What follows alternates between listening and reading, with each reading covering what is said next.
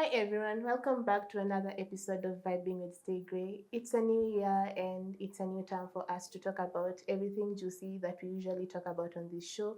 As usually, the show is about educating, inspiring, and transforming.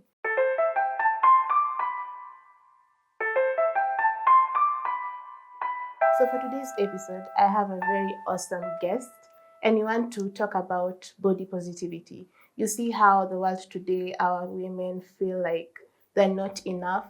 People are suffering from insecurities, body dysmorphia. Some people have anorexia because they want to slim, or other people are really frightened about their body because they want to grow big, of which it's genetic, they can't. So this is leading to a lot of pressures, social media pressures, whereby our girls are getting depressed. And so this show is supposed to enlighten you guys to see the better perspective of things, to love yourself, to honor yourself the way you are, and to embrace your body. So welcome, Hilda, to Vibing with Stay Grey. Thank you. Okay, do you mind introducing yourself to our audience so that they can know you better? I don't mind, but I'm shaking. I don't know why. Naskin come on now because Tension. but to relax, breathe in, breathe out. Yes. Hi guys, my name is Hilda Beth Monene, known as Online Bestie on social media. I'm on TikTok, Instagram, Online Bestie, and we are talking about one of my favorite topics. I love talking about women and their bodies. You know? Yeah, I'm excited to be here. Thanks for the invite. Yeah, because there's a video I saw on TikTok whereby you were talking about how people look at themselves in the mirror and then wanasema ati niko na tumbo kubwa, niko na nakaa hivi, but then sasa mtu akikuja kuambia hizo vitu zina hit most. Hiyo hata nilikuwa naongelea from personal experience. Because adolescence number one didn't go well. Like I had this big ass pimples. I've always been a big babe. Na ikakuwa like nilikuwa najangalia kwa kioo and all I did was like cry. Alafu ukitoka nje and then someone is just like, nice sura yako, si upake ubaga. I don't know, it just hurts more because that's what people just amplify what's in your head and it hurts more. Yeah. It just hurts more, yeah. Actually, for me, I have a personal story. Nikijiangalia kwa kioo, like you see, people expect ati I'm a Luo. You're a Luo, you're supposed to have curves, you're supposed to be like this. Lakini sasa mimi nikijiangalia kwa kioo, I see this skinny lady mwenye nashanga kwani siku go through puberty. Because even in college right now, unapata watu wana amplify hizo thoughts. Like people are really pouring out so much negativity. Unaambiwa ukitembea unakaa kama unabebwa na upepo. Wengine anasema, you look immunocompromised. Like, as in, such comments. And then, I'm also in the journey, loving myself and not being body dysmorphic. So there's a time nilikuwa narudi kwa nyumba and then I cry. I cry so bad. Like, nilikuwa depressed. Like, inanipatia tu sad thoughts that why am I like this Jew? I'm constantly being compared to my peers. Mbona haukai kama ule? Why don't you have an ass kaule msichana? Kwani she's from your tribe. Like, ni classmate yako. Like, you see such thoughts. So ndo nilikuwa nataka we have this conversation so that we can enlighten a female mwenye undergo through the same thing, because there are a lot of people. So nilikuwa nataka we sit down, at least these females here, one that they can do it, that they are beautiful, they are wonderfully made, such stuff. So enlighten us on some tips through some personal experience. What works for me, because it's still a work in progress. Yeah, it's a journey. Number one, it's accepting that we can't all look the same. We just can't. As in, at Wezi, there's in this world, I like using the word that is unfair, but lazima kutakuwa na skinny people. We'll always have babes on the higher end. We'll always have babes who don't have hawana assets. Kuna mwenye atakuwa nayo in excess. Yani, hatuwezi fanana. Hivyo tu ndio iko. As in, your body is just unique the way it was made. Full stop. But sister, there's some things, najua, if you tell somebody undergoing such a problem that like people are different. Kuna mwenye ataona like, kuna mwenye tu bado ataona tu kuna vile she's lacking something. So how can she build that self-confidence, that body confidence, in that hata kama I'm not that hourglass figure or a triangle figure, that pia mimi niko poa. Number one ni acceptance. On the drawing board, acceptance number one. Because with me, I feel like my problem was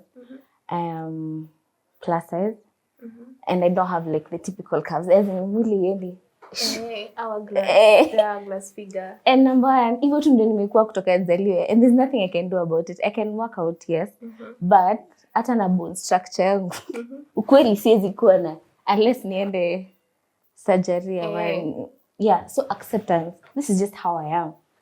Hakuna hips, hakuna matako, but sorry, but I am still sexy as fuck.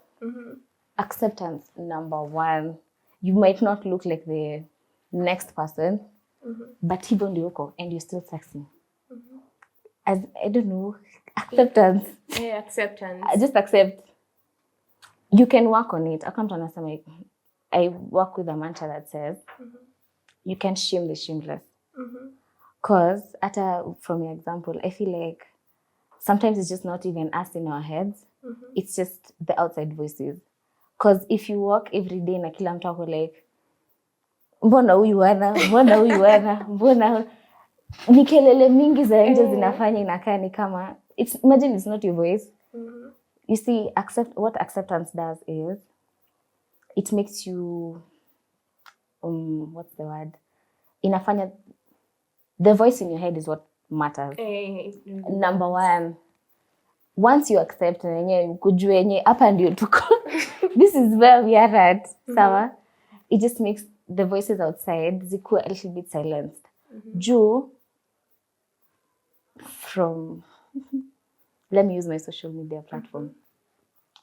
Most of the comments zikuwa, si upunguze tumbo, enda gym, enda. For real? I still swear. And the thing is, nikiangalia mtu ameandika hiyo message, most probably inakuanga another babe who just looks like me.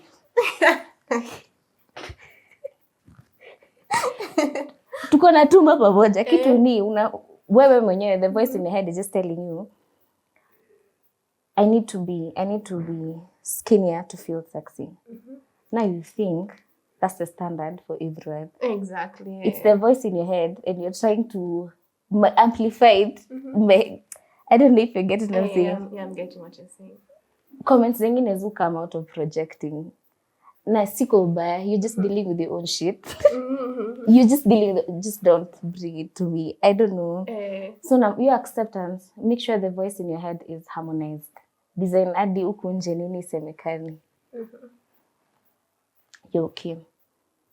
Wow, lakini hiyo ni journey. It's a really big easier journey. Said than done. It's easier said than done.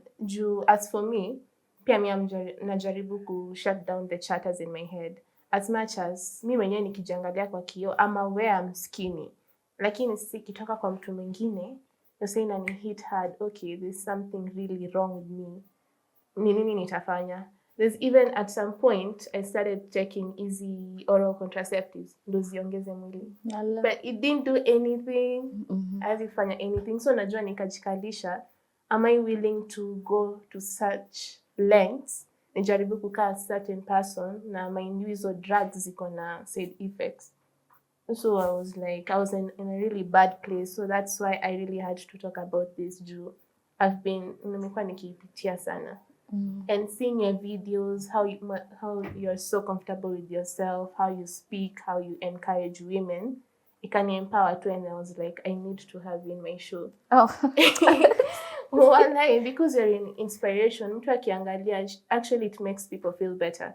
And there's this video ulikuwa unasema, you are saying that allow mtu mwenye hamwezi exchange maisha ako stress akili. Aje sasa please.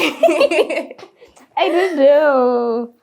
Sister, tell us more about that, like your perspective ulikuwa unaongelelea.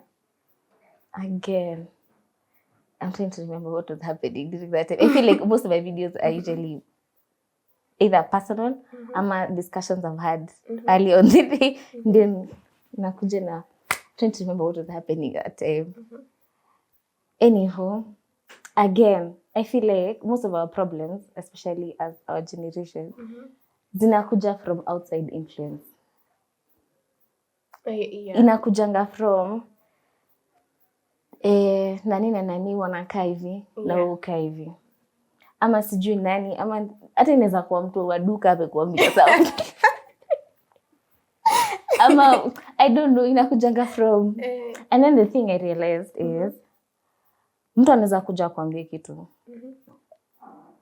Enye utashikilia na mtu record. Ni kama mtu akuja kushu. Let's just use example ya, sorry, naitumia sana but ya hip sawa. Enye uko flat una hip na sasa hiyo story kabisa. Hata kumbuka, yani maisha yake itasonga but wewe mwenye umeambiwa ndio umeshikilia hivi. So utashinda umejiangalia uko like enye for real sina hip. Yeye penye yako anakula, analala, maisha yake inasonga akumbuke. I don't know. So as I said, most of these things just come from outside influences and voices.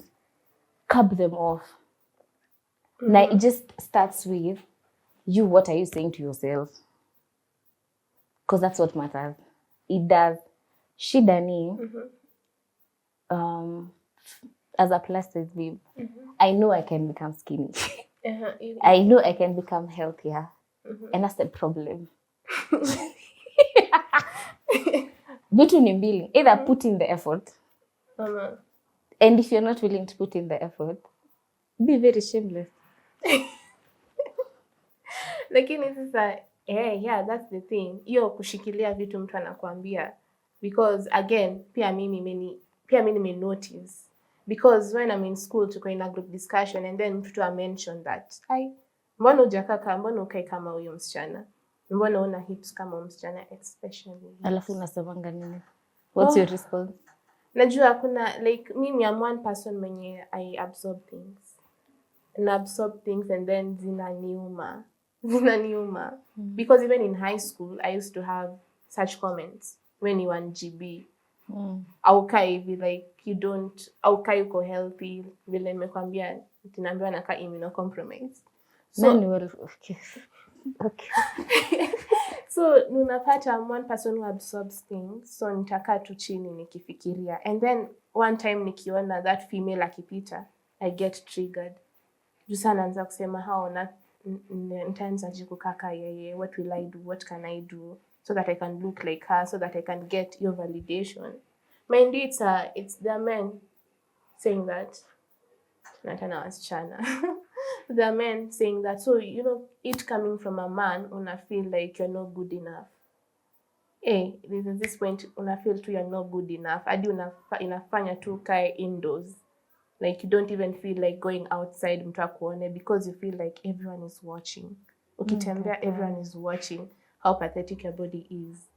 So I've been learning and unlearning some things, and at least when I get such comments, nizi push over because they've been too much.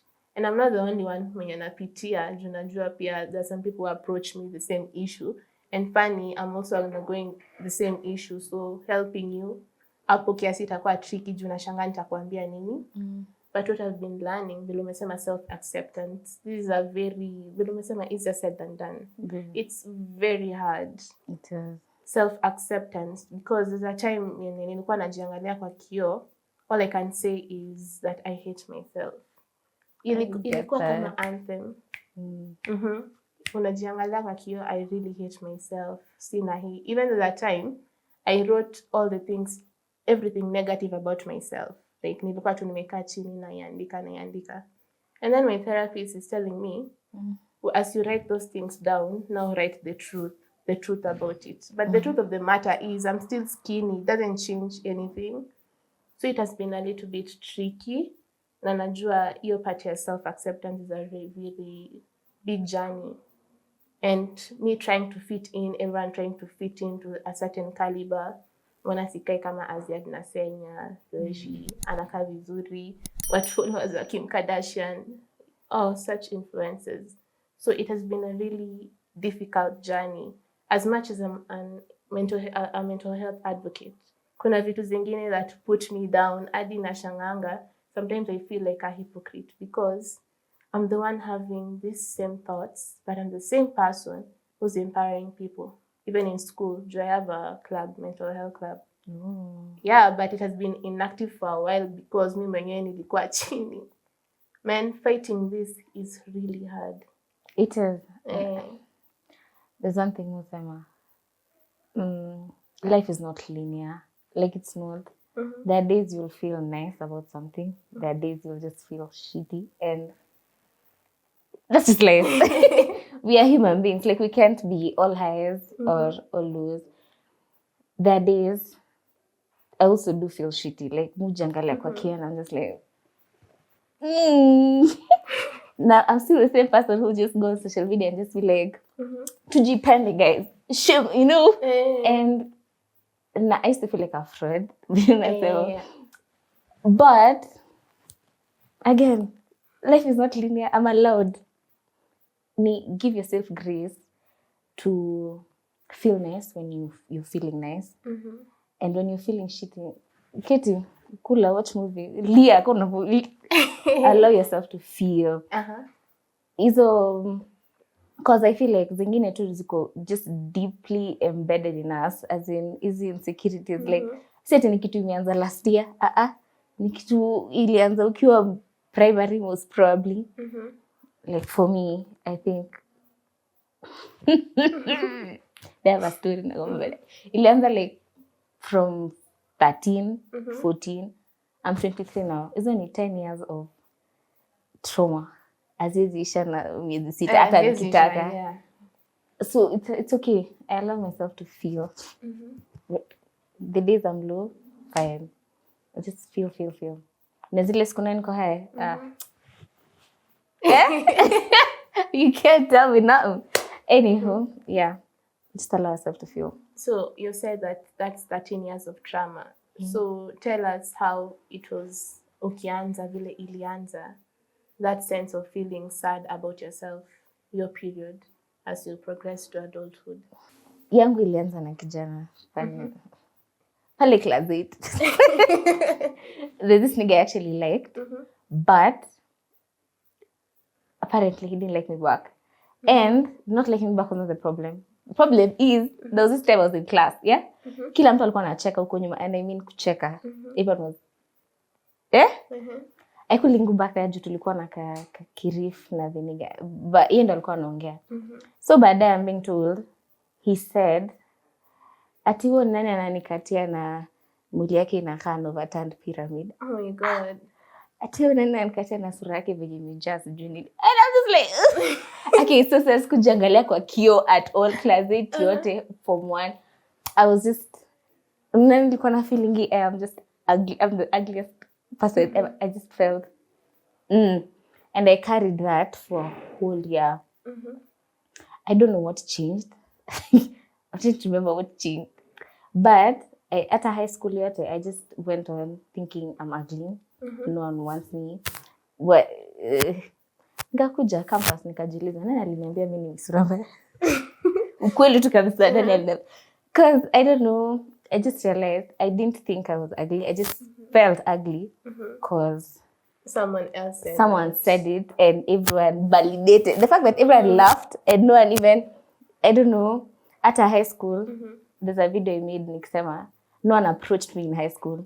Nikakaa nikanijoke. Ilikuwa jokes. I was serious. Oh, funky periods. Nothing at a home. Zero. As in, I was nilikuanga the friend and never. Gosh. Anywho, as in ilisikia nika ilikuwa inaendelea kupiga msumari kwa what I used to believe. I used to believe I'm an attractive. Out of 10, I was a 1. Oh gosh, Hilda. I apologize. Anywho, nikakuja nikaona, that's not what I believed in. Ni ati. Yeah, cause someone said it. Na tule tu hata si lazima ati mtu alikuja akaniambia ati yenyewe ni sura mbaya. Nilikuwa tule tu comments tu, wewe si wache kukula. Si uanze kukimbia. Chakucheka. I'm sharing my trauma. Anywho, I don't know. I think campus ndio nikaanza kitchen just me as Hilda. And I'm like, who the fuck told me? Do you even remember his name? I do. Ujinga ni nini? Alirudi akaanza kunikatia tena. Nikasema kumbe dunia duara. It was, you know, anywho. Yeah. That was just a season. Most probably, I think what helped me when I started just moving my body, like just to move. Cause ukweli I was a plus. I was bigger. I think I was a size 16, 18. Now watu walikuwa napigilia msumari what I was seeing in the mirror. And that really, what helped is I knew I could do something about it. Not 100. Mimi si I am a teen ndaenda gym ni. But as long as I started like moving my body, reduced step by step my food intake, started eating healthy. It might not be 100, but to small steps does you build confidence. Because you know what you're supposed to do. You actually know if it's dressing well for your body type, if it's eating healthy, if it's, you know what will make you feel confident. Ama nadanganya. It's totally true. Step by step. I think the problem is sutaka kutoka from 0 to 100. Umekula biscuits na machipo every single day. Sasa unataka kuanza kesho uanze kukula mboga it won't work. Kesho unataka kupigia fasting ya 8. Umekukula ite vyote. Mwili shaanza kula tena.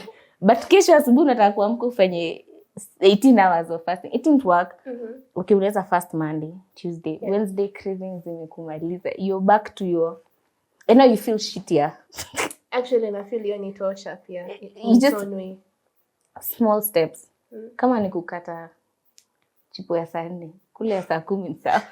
Step by step. Ziachilie slowly. Like, there's no way you're going to move from 0 to 100. Hii hata ni kujitocha. You know, social media imepaint a picture that I think zinafanyika mbio quickly.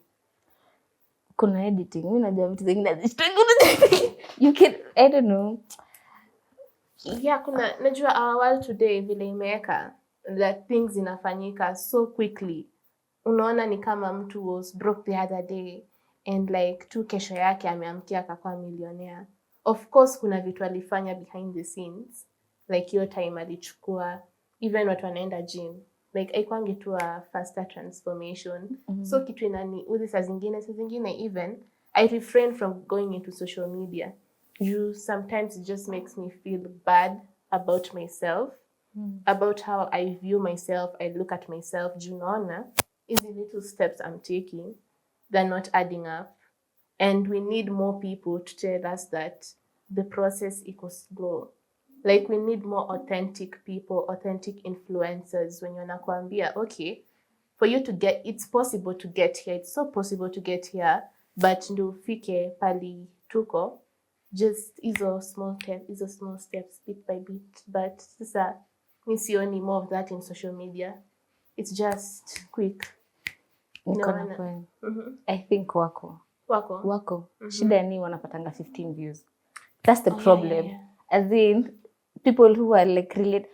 If you look at it this way, mtu akienda social media anataka kuona mtu, I don't know it's a social media thing, but I feel like zile contents who push the most ni zenye mtu anataka kuona kwa like akiwe.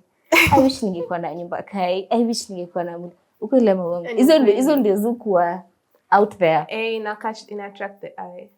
Ukipata na mtu anakaa kama wewe anaishi kwa nyumba kai, usha scroll. I don't think kuna vitu mara mingi. I feel like relatable people are there.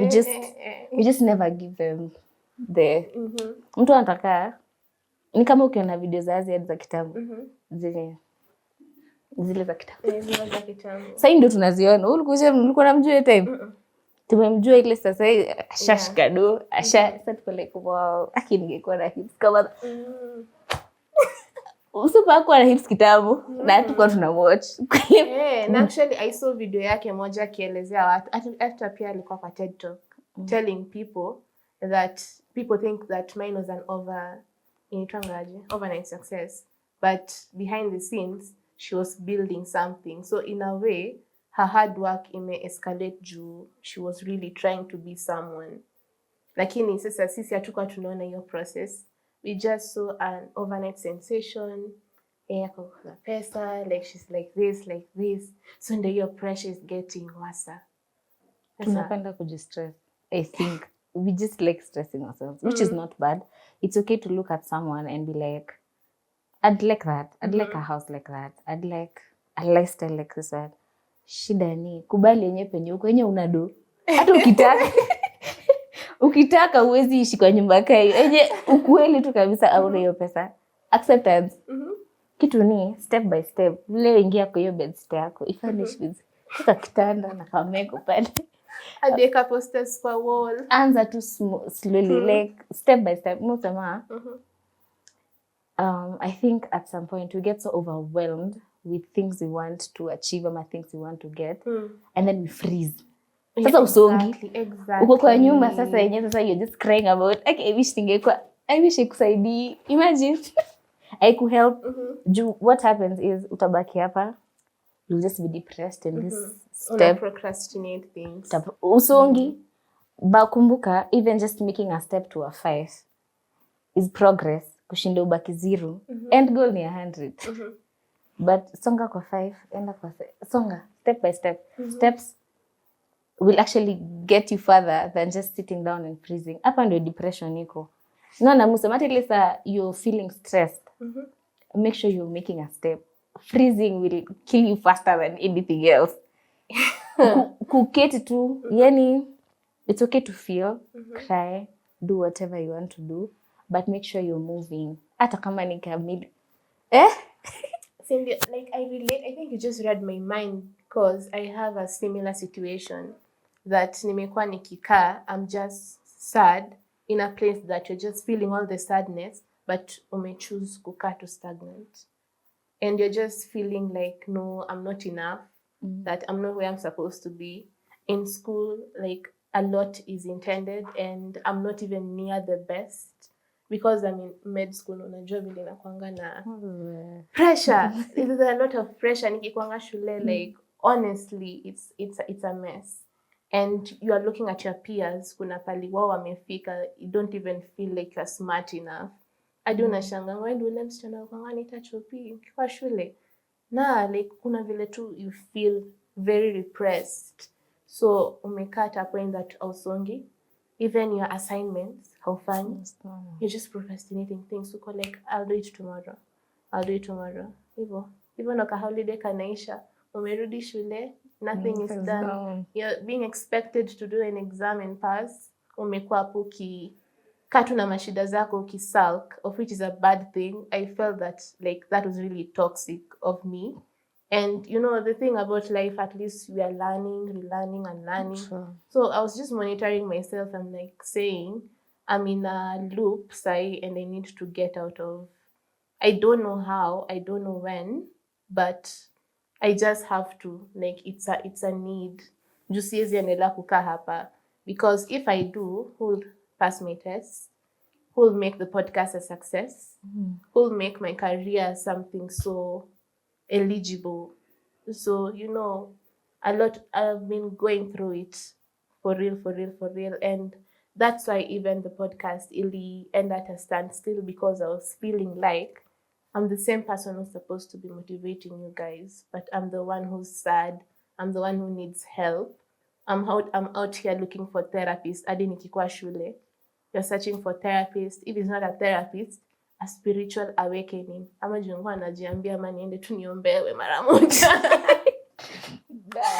It's just to see like, vile umesema tu, the world is not linear. People need to see the backstory. And as for me, I'm allowing you guys to see my vulnerability. You're doing shit. Because yeah, because life aiko evil as simple as it is. we have breaks, we have valleys, and people need to address that more. And I am addressing that personally, saying that I've been suffering from body dysmorphia, saying that I've been depressed at some point and I'm still recuperating. Na hizi stress zote za dunia, but I'm still here trying to keep track. And I think that's the best about things. If you're willing to notice, you're allowing yourself to notice what's wrong and giving yourself the leverage ya kujisaidia and utoke hapo. I didn't know that's actually a good thing. Because it's not, nilikuwa nafikirianga ni common, but I think that's like the hardest part about navigating life. Like ukubali yenyewe you're not okay. Kujita mkutano jeme yenyewe uko sawa. Something is not going right. It's the hardest part. Getting out of any corner from you're doing great. Because motivation doesn't have to be from guys I know, let's do. Even you just sharing that you had a low and you yani motivation. Unajua sengine nangani kama when we go through stuff unafikiria ni kama ni wewe sasa. Dunia sasa ni wewe vile. Yani it's just you alone. Na we're all just living the same life. We are shida ni zile. There's nothing new under the sun. Yeah. So just sharing, very important. Nice. Yeah, thank you. And then the point umesema about this dude mwenye alifanya vitu zikaenda south. Pia mimi, I had an same encounter being told you're not good enough. Lakini hiyo ilikuwa imesha happen right after, I was already aware that I have that body dysmorphia thing. That I have that self-resentment within me that I'm fighting. So him saying that, ikafanya tena vitu tu zikakuja tu hapa. I was just feeling like things were blurry. Like for someone you adored, akwambie kitu kayo, it really hit hard. Again, I ask, what's your response? Nothing. I didn't respond to that because I went silent. I think that's our problem. Especially as takers. We just let people say things. Alafu niwe utaenda. Imagine maisha kitaendelea. Niwe utaenda kulia kwa nyumba. I don't know. I think that's our problem. The thing is, when someone says something and then you let it slide, ataisema tena. Jauna boundary. It will just come. And whatever you don't, unajua hata si lazima uambie kila mtu. Unajua kuna if someone says something and it's offensive, no yenyewe unajua yenyewe itaenda kukulilisha baadaye. Mkate hapo. This is where niceness stops.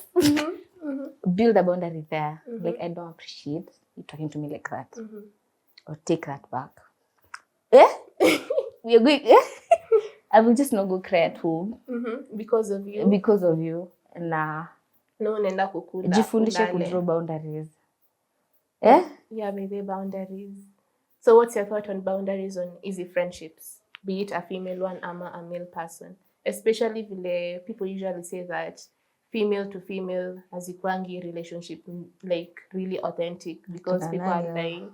Imagine kuna watu wanasemangi hivyo social media and I'm like, who are your friends? Because you're supposed to choose someone mwenye una feel so comfortable with whenever they're in the room. So kuna this word going around that wasichana ni manyoka. I only have male friends. Juu msichana atani betray or something like that. So what are your thoughts on that whole friendship, relationship boundary thing? For me, I feel like there are things as my friends, fake kuambia fake save. As ningine off the bat, mbona ukuje tu ni off the bat, emotional intelligence. There are things, lakini kuna venye you can overstep unintentionally. Hiyo ndo correct hapo na hapo. Babe, I just think like when you said this, refrain. Hapo na hapo. If you do it again, now we're having a problem. By the way. Now that's just being malicious. Najua, actually you're making me learn some things about myself and nafaa kuchange. Again, someone said something so cringy, but then I didn't respond. Iliniuma because it's a friend. Ni beshte yangu and it's a female friend, and then posing such a comment. Iliniuma, but ni ile I didn't want to cause a commotion. Of course I reacted. Commotion for who? Like ni ile tu unasema mtu amekwambia kitu mbaya, like uko like I didn't expect that coming from you. Mbona useme kitu kaa hiyo? Na kwake yani amesema kitu mbaya. But then the mistake I did is I didn't talk to her and tell her that whatever she said iliniuma, because iliniuma for like 2 weeks. Yo, hadi tukaenda home. Wacha. So hiyo ndio opening up and being intentional kwako. I feel like I need to love myself more. Juu sasa mtu akisema kitu kaa hiyo vile umesema, unamwongelesha kwanza ukamwambia that doesn't sit right with me. Don't do it again. Ukifanya tena, there's going to be a problem because we need to learn how to communicate better. Juu mimi siwezi kuambia kitu kaa hiyo and feel bad. Juu sasa yeye alikuwa anaona ni kama mbona una overreact. Hiyo kitu sipelangi kusikia. Being told that you're overreacting to something and imekuhurt. Like, alisema hivyo ama ulikuwa una anticipate? No, alisema no overreact. Ati? Rafiki? That's a friend? Ma. No. It wasn't nice. Now I'm learning that at least I need to speak up more. Imagine, no maana people keep on saying what they're saying because sijeka boundaries that if you do this again, I'm out. Utoke. Ami niende. Inafaa tu kwa hivyo. So there's a lot I'm learning from you, Hilda. And I appreciate because it's going to form my opinions about things when you're sikuwa najua, and yeah, at least we're learning together. Or unless I really don't care about. Like I really, mimi na wewe hakuna bado tunaendana. You can't advise me. Your feelings are valid. JK comments. Otherwise, I won't address it. So how about in romantic relationships? If your partner is making some comments about you in your pendi, mbona kama uko kama ule msichana? Mbona kama ule msichana? Na tuna date? Aje. Alipita aje kwa na I don't know. Mimi kwangu ni off the bat. In fact, I don't know if it's a trauma response, but I just can't date people who don't like plus size babes. Off the bat. And now your history has been with anyway, bye. I really can't. Like you have to, cause najuanga wengine kila mtu akona preference. Na siwezi kuforce. Ukije kwangu na wewe unataka there's something you need. Just say eat a prompt akwanga naendea because ata feel like there's something ana lack for your relationship. Yeah, wewe kenye unapenda wewe endea tu. I think that's inakwanga something inanafanya my partners end up cheating on their partners because unaangalia huyu unaona he or she is not fulfilling. So najua actually when uko na shida because mbona ulimwendea na unajua I fulfill whatever you want, so you are making that person go through a whole lot of hurt. Umemwambia kitu unaona yes yeye ni mkonde na kumbe kwangu unapenda wasichana wakonde. Mbona sasa ulimwendea in the first place? Si ndio? So like mtu anafaa kukaa chini kwanza, like is this really what I want, to avoid all this trauma. Watu waingie social media waanze kulialia that the partners wamewaacha because of so and so. Yani mtu anafaa tu kaa chini and then think, is this really what I want for myself? Is this what I desire? Is this what I want? Is this what I want in a person, in a partner? Such things. And I feel like Gen Z have a long way to go. There's a way we are doing things which is so cringy.